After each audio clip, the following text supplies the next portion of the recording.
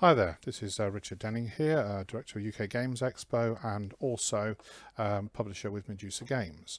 Now, this online world, which we're all exploring at the moment, has been somewhat forced upon us by developments, and this has created some issues to the playing of tabletop games. Tabletop gaming, after all, is very much a face-to-face activity. One of the main attractions for us is that social element of getting together with your mates at a games club or a games cafe, or at conventions like UK Games Expo and others, to play games. Clearly, at the moment, that's not possible, and so a lot of us are exploring this environment of the online world that we're all having to get used to. I have to confess myself that whilst we used to use a lot of Skype and that sort of technology for meetings to do with UK Games Expo, I certainly haven't come across much experience with things like streaming and Zoom and the other things, as is pretty obvious really, if you're watching this, until only a few weeks ago. But we are having to get used to it all, and obviously we make contact with experts, and we learn the methods used. So the question is, if you're a publisher and you are trying to show your games to the world, it isn't just about actually getting together with people. You also want the possibility of playtesting your games as well, and that also requires that interaction with players. Fortunately, there are a number of tools which are available to us to continue with that. So there are the possibilities of obviously playing your games in a live sense. So either videoing it by basically just pointing a camera at your game. You could record demonstrations of a game, as many of us do, in advance of conventions, particularly when there are new releases, and that is available to be watched. But also, obviously, you can do this in a live sense as well, if you are showing the game being played. And we're aware, of course, of many experts in the field in this whole area. Here's a few of them that we have the pleasure of knowing at UK Games Expo, on Tabletop Shut Up and Sit Down, the Dice Tower Gaming Rules, and there are others who come and do shows, and we can recommend that checking them out will show you some idea about how you might present your games in potentially in a live way. We're thinking ahead now to potentially virtual events, including Virtually Expo in a few months' time, and how it might be possible to demonstrate your games to players and visitors, and also at other times interacting with them to play test your games. There are other methods available, however, and this comes down to these online gaming platforms, such as Board Game Arena, Tabletop Simulator, Vassal, and Tabletopia.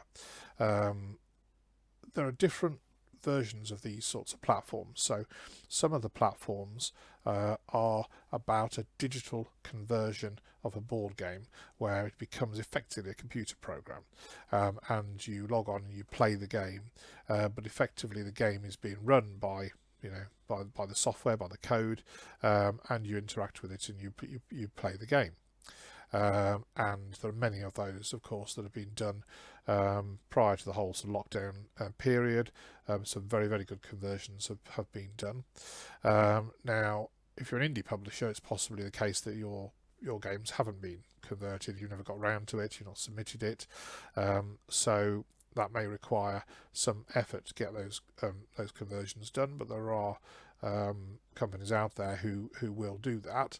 There is an alternative though, which I've been having a look at, which I wanted to show you today, which I think gives you an option to having to get an actual a digital conversion done involving programming, which could be costly, and also if you've not got the expertise, then you won't be able to do it yourself.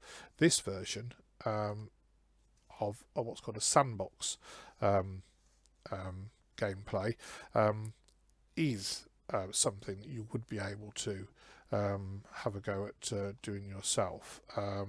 So this is Tabletopia, and in Tabletopia there's two sides to it. There is what's called the playground side, and then there is the workshop side. Now the playground side is the actual where most of the visitors are going to be, because this is where you can go and jump onto games that exist. You can interact with other players.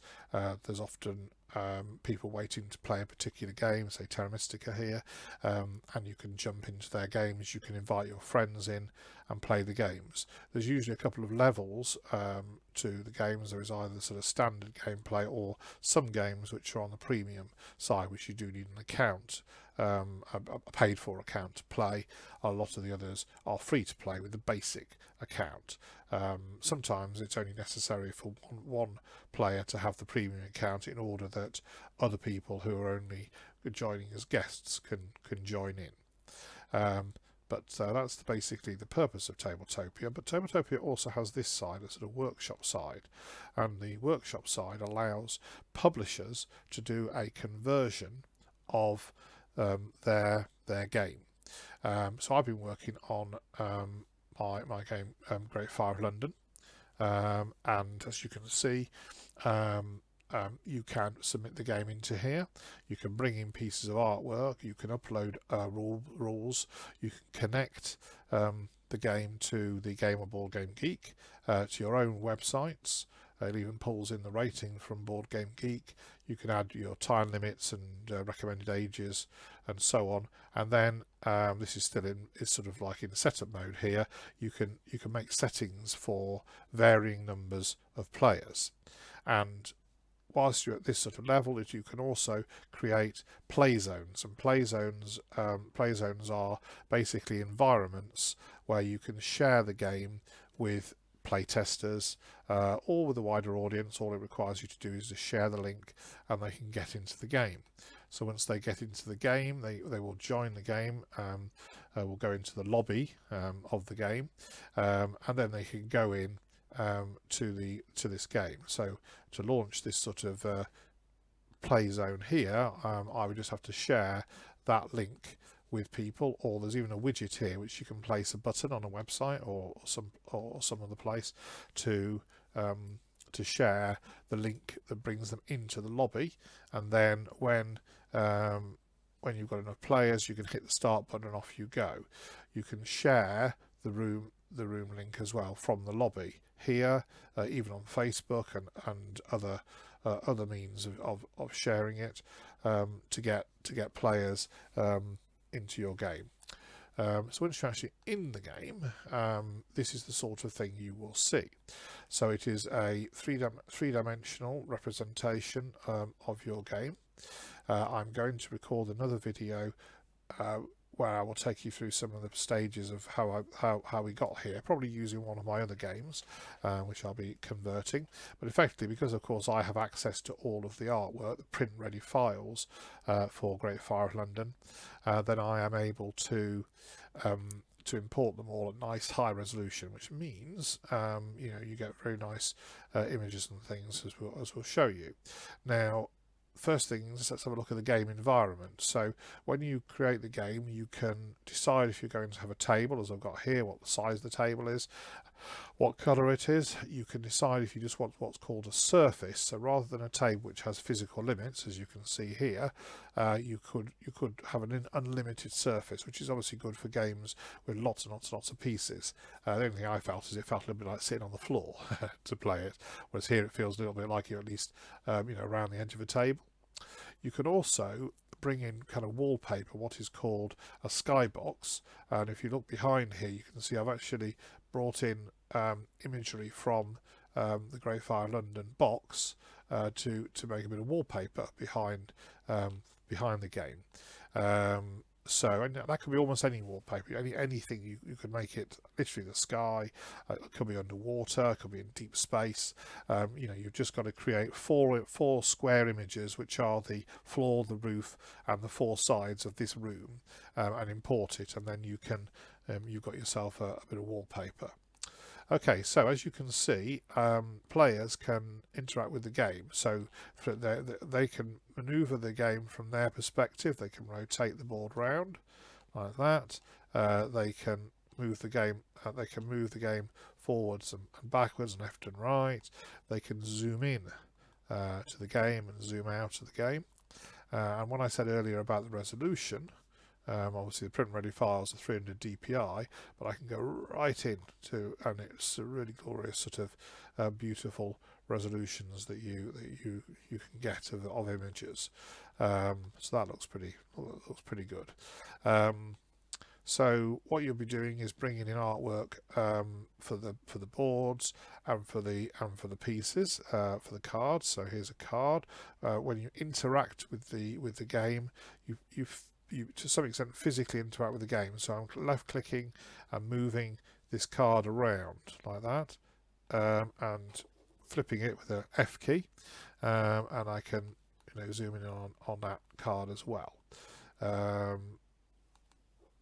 The cards have a nice little trick, which is if the cards are orientated the same way and they are the same shape, and I've got my 3 objective cards here, I can hover over it and it will snap into the deck of cards just like that, which is quite a neat little trick.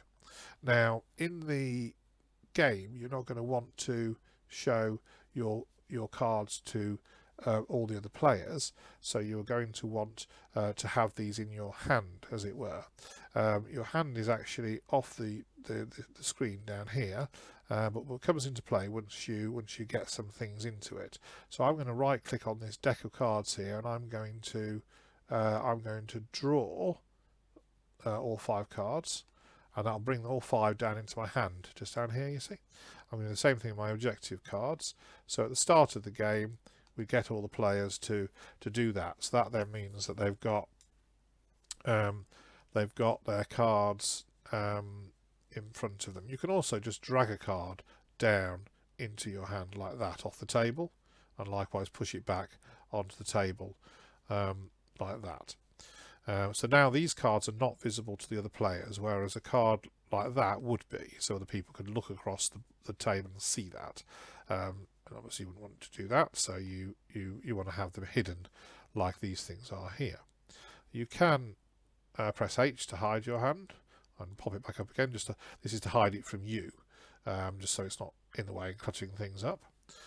And then when you're ready to play, you would just play the hand and onto the table, and do the action, which in this case would be to move one of the fire cones to the north. Now we talk about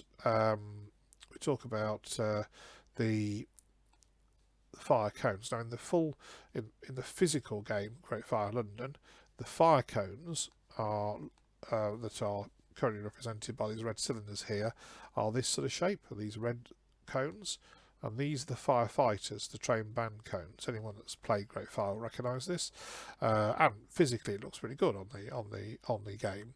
The problem with it when you bring it into Board Game Arena is 3-dimensional objects don't interact brilliantly well yet. It is a sort of a little bit of a limitation to the platform. So I can actually take a fire cone and I can hover it over the other fire cone like that, and I can drop it, and yeah, it does pop over the top, and that looks pretty good. The only problem is it's very easy to take a cone and to sort of be offset, and you sort of bounce off, and it can sometimes it falls and over onto its side, or this sort of thing goes on. And so we decided, for the purposes of a demo version of the game in Tabletopia, we'd probably just make do with these cylinders and these little cylinders like that. So providing you're careful about it, it's they jump on top and just show the fire is contained. Okay, so 3-dimensional objects. The game Tabletopia as a platform comes with a lot of 3-dimensional objects, standardized objects that you can just import into your game. So the houses, which are a rather critical part of Great Fire, they they exist in the game. The meeples are in the game, and there are various shaped meeples and things you can go with. Cylinders of various dimensions, both height and width, and you can determine what colour they have. So there's a reasonable amount of three-dimensional objects already in existence that you don't need to muck about with creating offline. Alternatively, if you do want to have a shape which isn't part of the standard of Tabletopia, then you can use some sort of offline modelling program and actually create your own.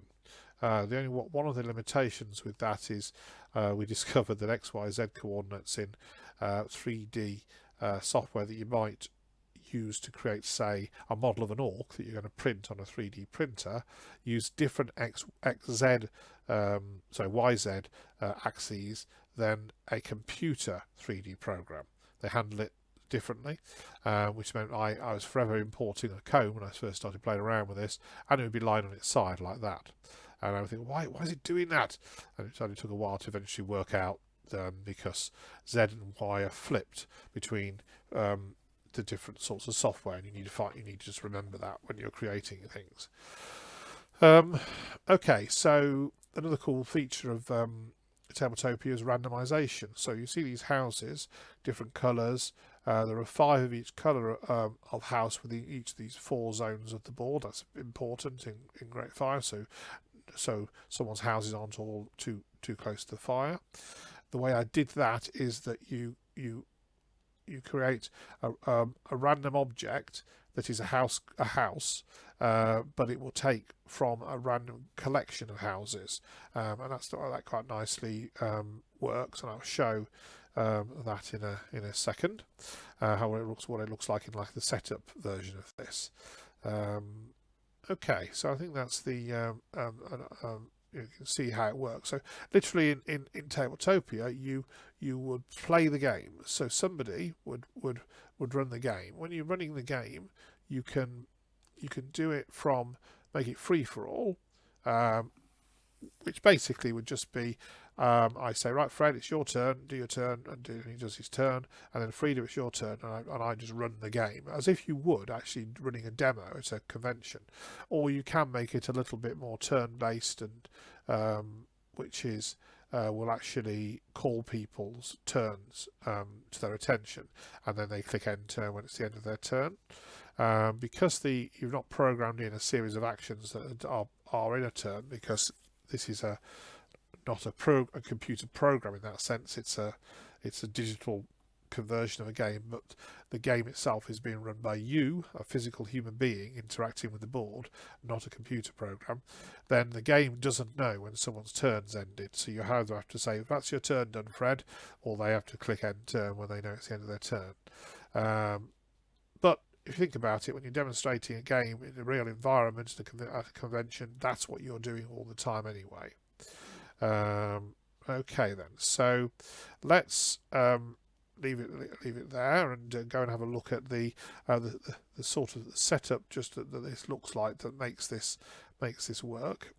Actually, no, let's just show you through a turn of gameplay here. Let's say I was going to play that there. This is the fire goes west. This deck is playing me up here. I've got this set to snap to that discard pile, but never mind. Okay, fire is going west. So what that means is I would pick up a cone, I would pop it into there, making sure it's not sort of hovering above the house. That drops into there like that. The house burns down, so I go and grab me cone and go and bring it over here, put it on the score track, like that. I then would do my four actions, which would be like the moving the fire cones across the board, 1, 2, 3, 4, and maybe dropping them on top. If this was a if I'd managed to put the fire out, where now we need the presence of me my landowner pawn there to do that, then I would take the fire cone and place it in front of me, and pop the firefighter back where it was.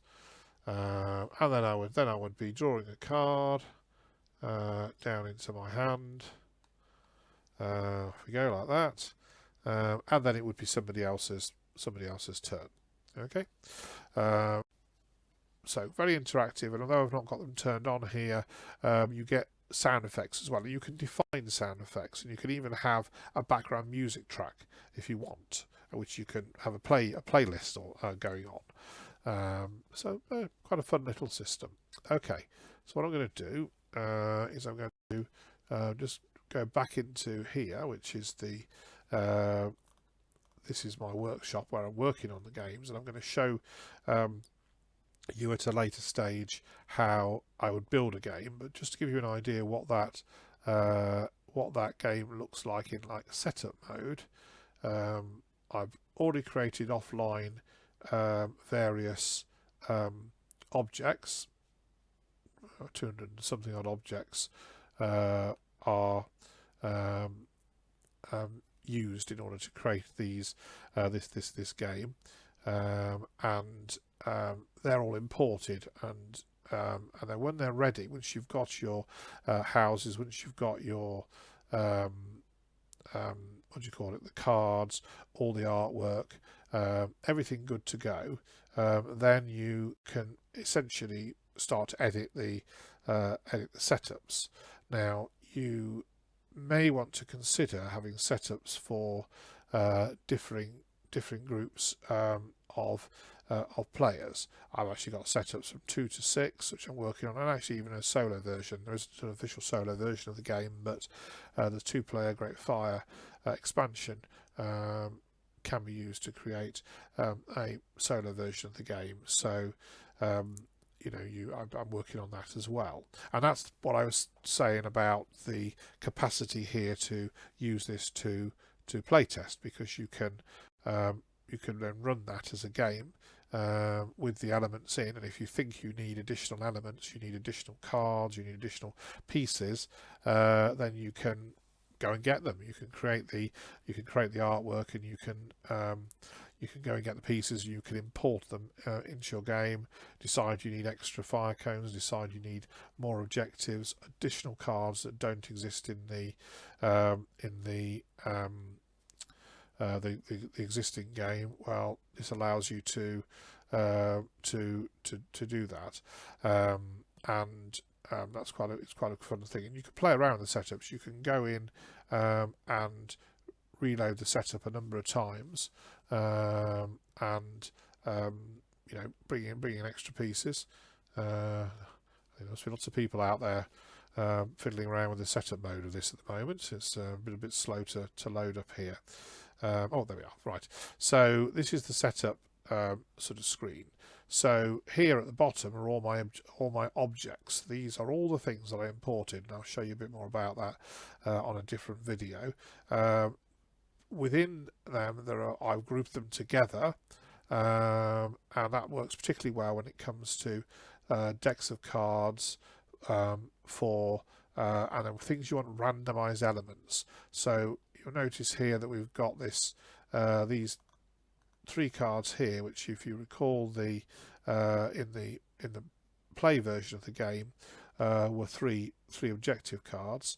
Well, here they are 3 randomized cards, and I pulled these in by bringing in a random card from the player 1 objectives, the objectives level 1s, one from the level 2, one from the level 3. And so when the game is set up, it says, oh, this guy should have one of the level 1 objectives, one on the level 2, one on the level 3. There's 4 of them. So we'll give him one of them, and then likewise the other person will get one as well. I did the same process for the fire stack cards, the things that move fires in certain directions. And again, when I created my deck of cards here, randomized cards. Okay, the big square black blocks here that have question marks on, these are houses, and again I created groups of houses, so green zone houses, blue zone houses, purple zone houses, orange zone houses.